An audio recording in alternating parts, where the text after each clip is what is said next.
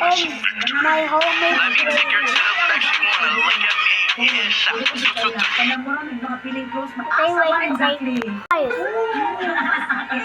My homemade chicken and my homemade gravy.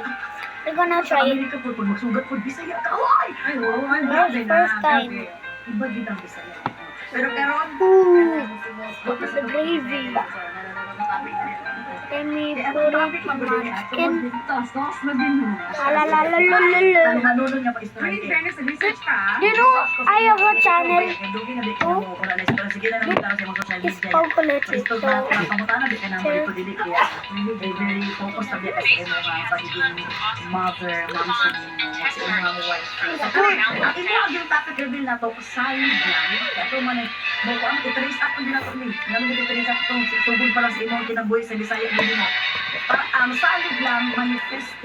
let me try chicken gravy and rice. Okay, so let me put some rice.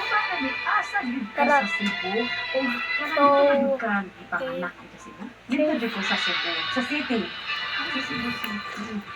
Akong mama, kay di ka nagpapilin. Akong Bisaya, oo. Remember, subscribe to me. Pure. So, abot ka sa Manila, and then Cebu. Yun, dito sila. Ingana. O, di mo Tagalog, ligo usahay, no? O, ngayon, di ko usahay. Ang Bisaya ako, kung Tagalog. Kasi, uy, at ibang Bisaya, very social. Very, wala yun. Yung Bisaya, kay kami siya. May TV. Ano ito sa kuan? May camera, pero kung ay, gawas. Hello?